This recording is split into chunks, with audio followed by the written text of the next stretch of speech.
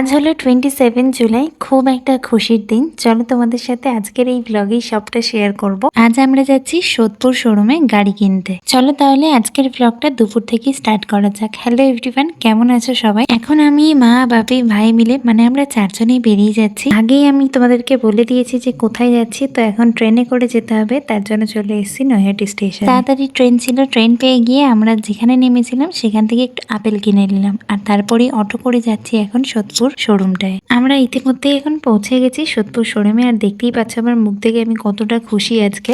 যেহেতু মায়ের নামে গাড়িটা নেওয়া হয়েছিল, সেহেতু মাকে কিছু ফর্মালিটি ছিল, সেজন্যই ডেকে নিল এখন ভিতরে। আর এই যে এখন নাম্বারটা দেখছো, এটা আমাদের কাছে খুব একটা লাকি নাম্বার। এটা আমাদের আগে যে গাড়ি ছিল সেই গাড়ির নাম্বার ছিল, আর এখন যে গাড়িটা নিলাম সেই গাড়ির নাম্বার প্লেটও এই গাড়ির নাম্বার প্লেটেই হচ্ছে।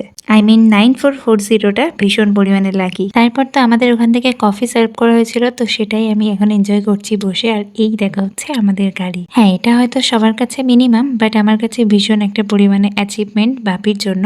তো তারপরেই আমরা একদম চলে এলাম, আর ওখান থেকে একটা থালাও প্রোভাইড করা হয়েছিল। ওই থালাটার মধ্যে কিছু পুজো সামগ্রী ছিল, আর আমরা আজকে ভেবেছিলাম মায়ের মন্দির থেকে পুজো দিয়ে একবারে গাড়িটাকে নিয়ে যাব। তো যথারীতি গাড়িটাকে নিয়ে চলে এসেছি করুণাময়ী মায়ের মন্দিরে, আর এখান থেকে গাড়ির জন্য মালা বাটা সবকিছু কিনে নিলাম, আর ব্রাহ্মণ মশাইকে ডেকে আনা হলো গাড়ির পুজো দেওয়ার জন্য। আর এখানে গাড়ির সামনে ঠাকুর মশাই স্বস্তিক চিহ্নটা এঁকে দিচ্ছে, ততক্ষণে আমি মালাটা খুলে ঠাকুর মশাইকে দিয়ে দিলাম, আর তারপর এটা উনি গাড়িতে পরিয়ে দিল।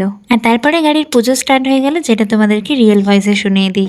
নারায়ণং নমস্কৃত্য সর্বকর্মাণি কারয়ে।